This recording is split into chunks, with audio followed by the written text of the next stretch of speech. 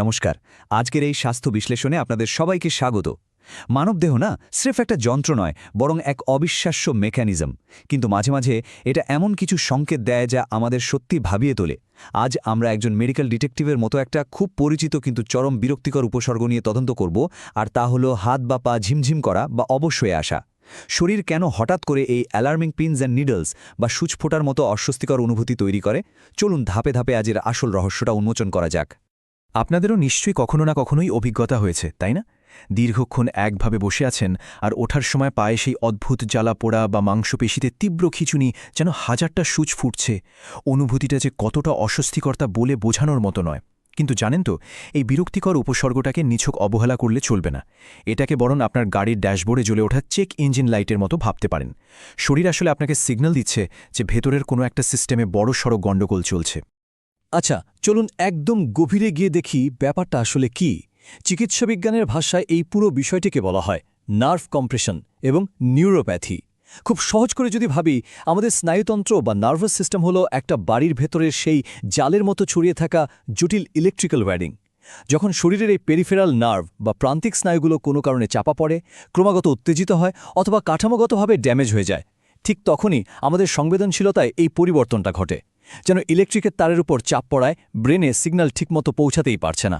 আজকের এই এক্সপ্লেইনারে আমরা পুরো বিষয়টাকে খুব গোছানোভাবে 4টে ভাগে ভাগ করে বুঝব।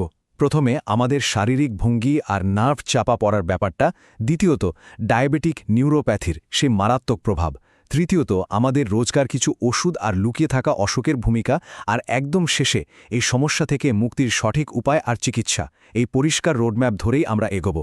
তো চলুন আমাদের প্রথম বিষয়টা নিয়ে কথা বলা যাক, শারীরিক ভঙ্গি এবং নার্ভ চাপা পড়া। আমাদের প্রথম সন্দেহভাজনের দিকে তাকানো যাক। ভাবুন তো, আজকাল আমরা কত ঘন্টা ওই ডেস্কে বসে বা মোবাইলের দিকে ঘাড় গুজে কাটিয়ে দিই। এই টানা ঘাড় নিচু করে কাজ করার ফলে কি হয় জানেন?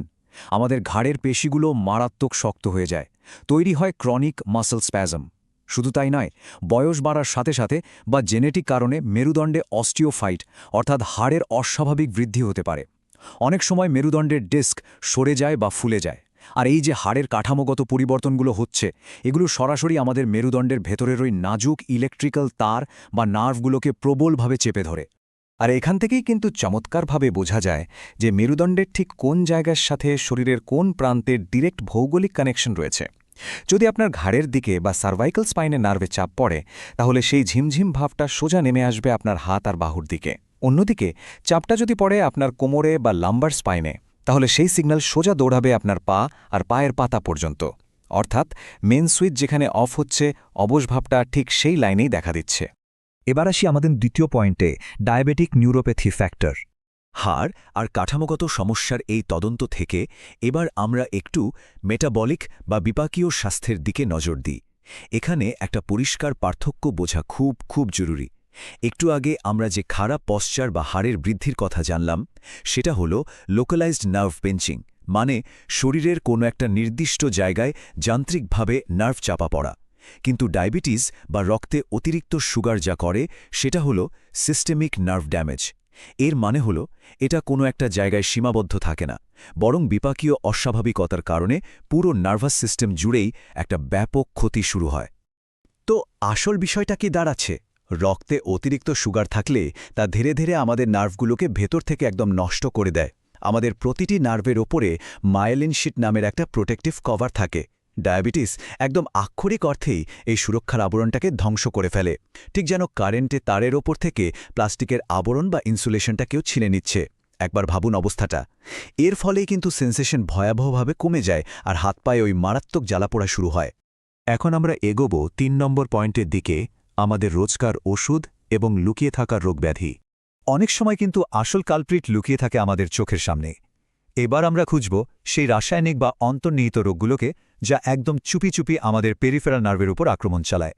যেমন ধরুন কিডনির রোগ, লুপাস বা রিউমাটয়েড আর্থ্রাইটিসের মতো সমস্যা, কিংবা শরীরে যদি মারাত্মক কোনো ভিটামিনের ঘাটতি থাকে।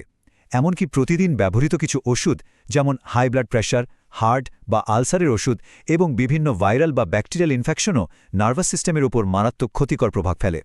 তাই এই ক্ষতি থামাতে হলে আপনি কি ওষুধ খাচ্ছেন সেটা চিকিৎসকের সাথে একবার রিভিউ করা অত্যন্ত প্রয়োজন। আর হ্যাঁ, এখানে একটা দারুণ চমকপ্রদ তথ্য আছে। সবসময় যে অসুখ বা ওষুধই দায়ী হবে তা কিন্তু নয়।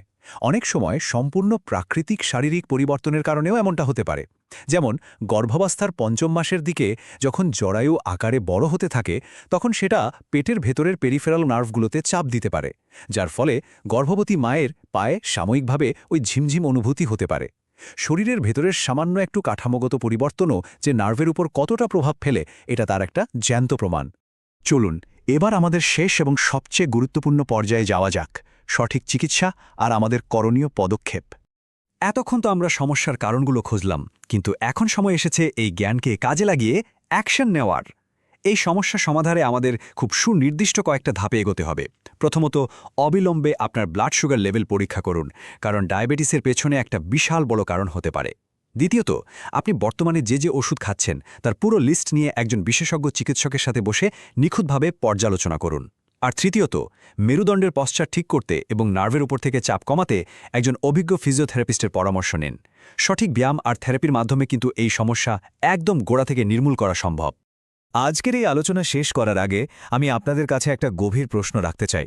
শরীর যে প্রতিনিয়ত আমাদের এত গুরুত্বপূর্ণ কিছু সতর্ক বার্তা দিচ্ছে, আমরা কি সেগুলো স্রেফ অবহেলা করে যাচ্ছি? এই পিনস অ্যান্ড নিডলস বা সূচ ফোটার মতো অনুভূতি কিন্তু সাধারণ কোনো অস্বস্তি নয়। এটা মূলত শরীর নামক যন্ত্রের সাহায্যের একটা আরতি। তাই এই অ্যালার্মিং সিগন্যালগুলোকে আর কোনোভাবে ইগনোর করবেন না।